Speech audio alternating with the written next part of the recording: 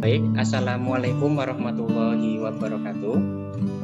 Waalaikumsalam warahmatullahi warahmatullahi wabarakatuh. wabarakatuh. Selamat siang Bapak Ibu, masih semangat ya? Semangat Pak. Insya Allah masih.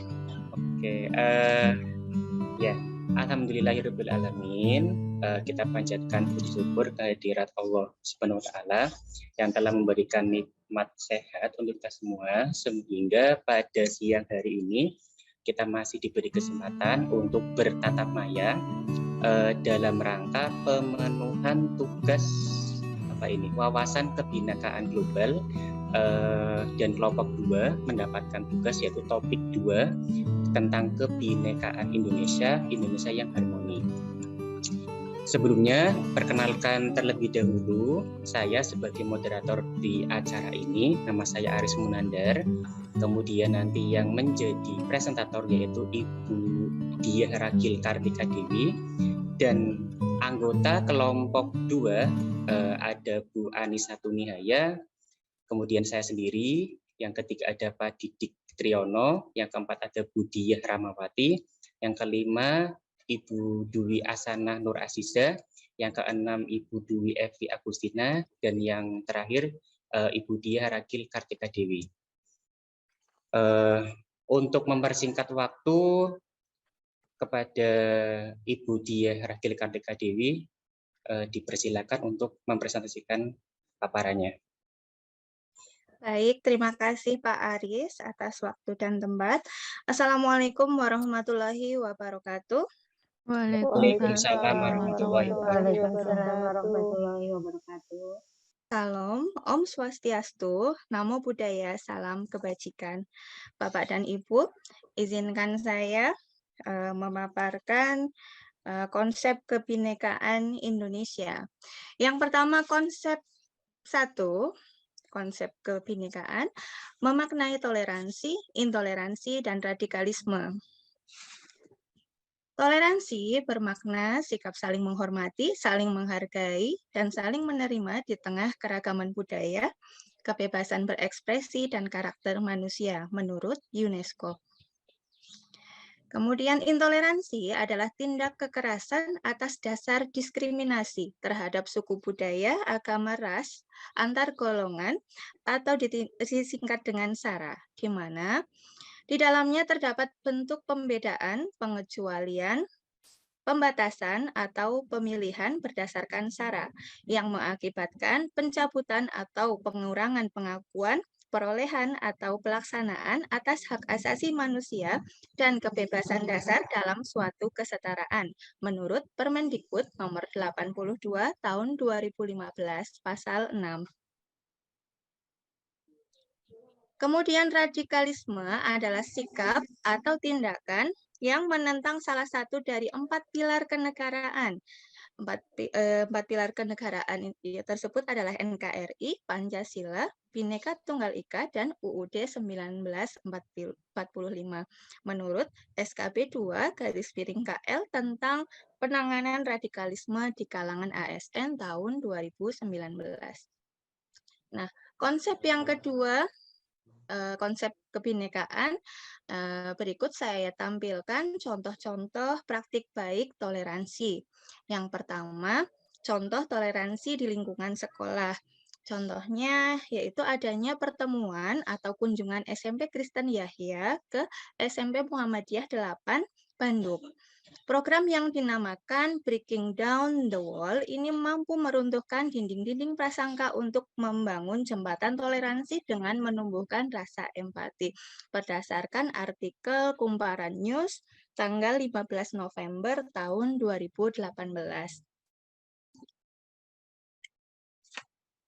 Kemudian contoh yang kedua, adanya toleransi di lingkungan pesantren, yaitu untuk menumbuhkan sikap toleransi dan pemahaman terhadap budaya lain. Dalam satu kamar ditempatkan santri dari berbagai daerah di Indonesia, bahkan sampai luar negeri.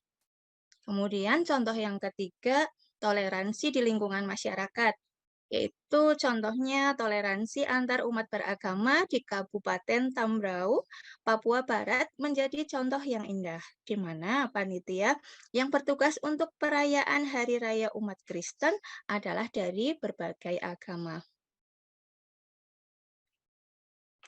Nah, Bapak dan Ibu, mari kita saksikan dulu video berikut.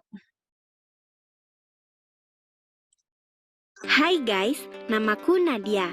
Aku siswi kelas 12. Aku lahir tahun 2000. Orang-orang menyebut generasiku generasi Z. Dibanding generasi ayah dan kakekku, aku kayaknya lebih beruntung deh. Dengan gadget di tangan, aku bisa mengakses banyak informasi, main game, streaming film, dengerin musik favorit, sampai pesan makanan kesukaan. Teman-temanku banyak, bukan cuma di dunia nyata, tapi juga di dunia maya. Bukan cuma dari Indonesia, tapi seluruh dunia. Karena terhubung dengan dunia yang luas, seharusnya generasiku lebih terbuka, termasuk dalam sikap beragama. Tapi, benarkah begitu? Untuk mengenali lebih dalam generasiku, para peneliti PPIM UIN Syarif Hidayatullah Jakarta melakukan survei nasional kepada ribuan muslim generasi Z, juga kepada guru-guru dan dosen kami di 34 provinsi. Selama sebulan lebih, para peneliti bekerja keras mengumpulkan dan menganalisis data dengan tingkat ketelitian yang tinggi. Penelitian ini ingin mengetahui bagaimana muslim generasiku melihat agama, keragaman, negara, serta bagaimana pendidikan agama membentuk cara berpikir kami. Dan inilah beberapa hasilnya. Ternyata, lebih dari sepertiga teman muslim segenerasiku setuju kalau jihad itu qital alias perang, terutama perang melawan non-muslim. 1 dari 5 siswa muslim setuju kalau aksi teror bom bunuh diri itu jihad Islam. Sepertiga muslim Gen Z setuju kalau orang yang murtad harus dibunuh. Hampir sepertiga merasa bahwa perbuatan intoleran terhadap minoritas nggak masalah. Melihat data di atas, kaget juga sih, dari mana pemahaman-pemahaman itu berasal. Ternyata, medsos masih menjadi rujukan utama generasi kami dalam mendapatkan ilmu dan informasi keislaman. Buku pelajaran agama Islam juga berperan. Hasil survei menunjukkan 48,95% siswa atau mahasiswa merasa pendidikan agama memiliki porsi yang besar dalam mempengaruhi kami agar tidak bergaul dengan pemeluk agama lain. Dari keseluruhan materi pendidikan agama Islam, materi tentang menghargai orang lain yang berbeda itu porsinya sedikit banget. Mangga jatuh nggak jauh dari pohonnya. Cara pandang yang eksklusif ini nggak jauh dengan guru dan dosen kami. Misalnya, untuk urusan dengan kelompok minoritas yang dianggap sesat, sebagian besar guru dan dosen tidak setuju jika pemerintah melindungi kelompok tersebut. 2/3 guru dan dosenku percaya bahwa semua orang Yahudi adalah musuh Muslim dan semua orang Yahudi membenci Muslim.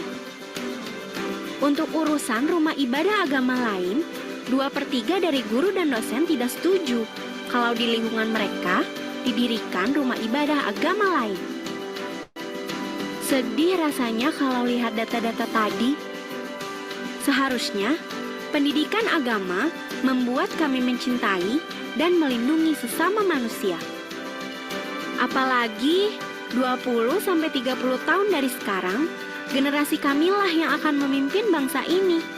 Bangsa yang kaya dengan keragaman. Gak mungkin bangsa besar ini dipimpin oleh orang yang berpikiran sempit. Tapi aku tetap optimis kok. Sebagian besar generasi kami masih setia Pancasila dan NKRI. Temuan survei ini membuka mata kami untuk waspada dan introspeksi. Udah banyak bangsa porak-poranda karena benih kebencian yang dibiarkan. Ayo, jaga bangsa kita, Indonesia yang kita cinta.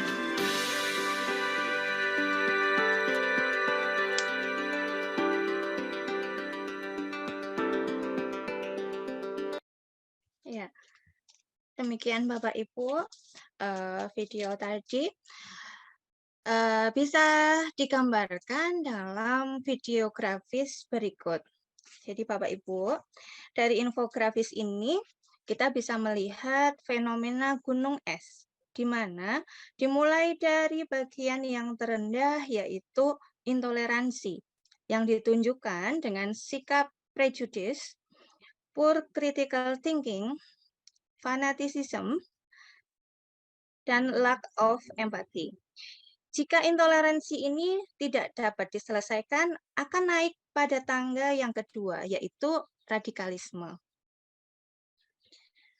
Contoh sikap radikalisme adalah pendapat bahwa jihad itu diartikan dengan perang, dan memerangi, yang diperangi adalah musuh-musuh muslim gitu. Jadi orang-orang yang non-muslim itu dianggap sebagai musuh dan memerangi mereka adalah jihad. Ini adalah contoh sikap atau pikiran radikalisme. Kemudian yang kedua, suicide bombing is jihad. Ya, jadi bom bunuh diri adalah jihad. Ini adalah pemahaman yang keliru karena jihad bukan hanya konteks perang, namun bisa dalam konteks harta, pekerjaan, pendidikan. Nah, ironisnya, jika radikalisme ini berkembang akan naik kepada puncak gunung tertinggi, yaitu violent extremism. Contoh tindakan tersebut adalah sebanyak 600.000 orang berkomitmen untuk melakukan tindakan ekstremisme. Dan kurang lebih 800 orang Indonesia mengikuti ISIS. Kemudian ada juga 57 orang pendukung sepak bola mati sia-sia karena membela tim sepak bolanya. Intervensi sering dilakukan di puncak gunung es, padahal sudah ada benih yang bisa kita deteksi sejak dini pada bagian terendah, yaitu intoleransi. Dan sebagai pendidik, kita memiliki porsi yang baik dan strategis untuk memperbaiki kondisi intoleransi tersebut, yaitu dengan mengikis prasangka-prasangka buruk terhadap orang lain yang berbeda suku, budaya, agama, kemudian menumbuhkan berpikir kritis kepada siswa, menghilangkan fanatisme terhadap suku, budaya, agama, dan menumbuhkan rasa empati terhadap orang yang berbeda suku, budaya, dan agama. Jadi itulah tugas kita sebagai pendidiknya Bapak Ibu.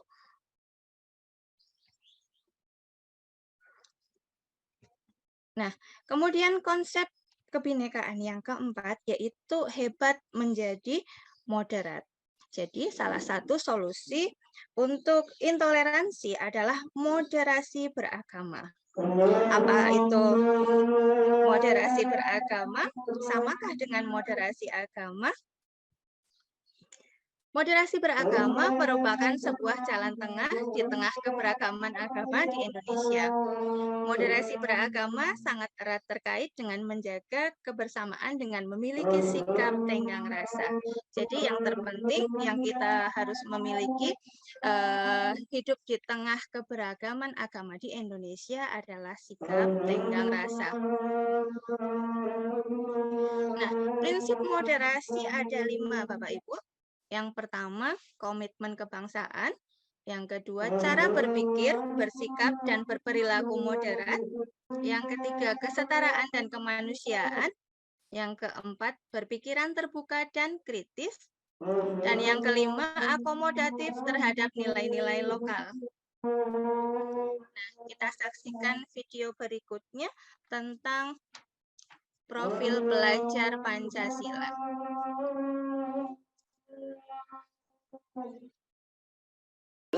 Cobain yuk. Apaan tuh?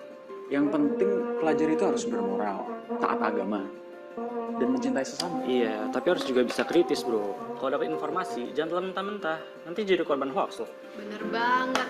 Dan pelajar sekarang tuh harus bisa kreatif kan. Banyak gambar, banyak bisa, banyak karya. Dan jangan mau disuapin ilmu sama guru mulu. Harus bisa cari ilmu sendiri. Ya tapi jangan mikirin diri sendiri doang. Pelajar zaman sekarang harus bisa gotong royong sama orang lain. Kerjasama, kolaborasi, itu penting loh. Menurut gue, penting banget buat cinta budaya Indonesia. Tapi perlu buka diri buat budaya lain. Maksudnya? Ya kita harus mampu bersaing dan bekerja sama dengan dunia global. Itu semua yang dimaksud pelajar Pancasila. Oh ya? Berarti kita semua pelajar Pancasila dong? Ya, berdasarkan video tadi tentang prinsip dari profil pelajar Pancasila, jadi kita sebagai pendidik dapat mencetak peserta didik dengan profil pelajar Pancasila, yaitu dengan keteladanan kita. Nah, di antaranya profil pelajar Pancasila itu ada 6. Yang pertama, beriman, bertakwa kepada Tuhan Yang Maha Esa, dan berakhlak mulia.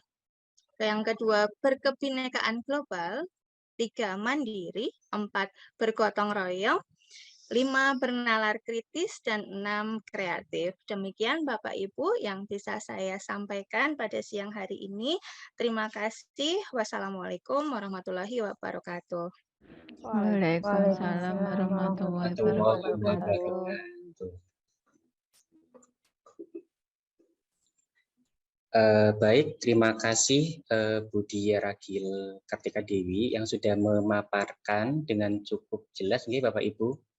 Nah, izinkan saya untuk menyampaikan pesan kunci dari pembelajaran yang sudah kita dapatkan hari ini, yaitu bahwa budaya toleransi harus selalu diupayakan untuk dipraktekkan lewat sikap atau keteladanan di segala ruang untuk menjaga keutuhan dan kesatuan negeri tercinta ini.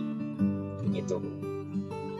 Baik, acara hari ini, pembelajaran hari ini sudah selesai. Kurang lebihnya mohon maaf. Wassalamualaikum warahmatullahi wabarakatuh. Waalaikumsalam warahmatullahi wabarakatuh.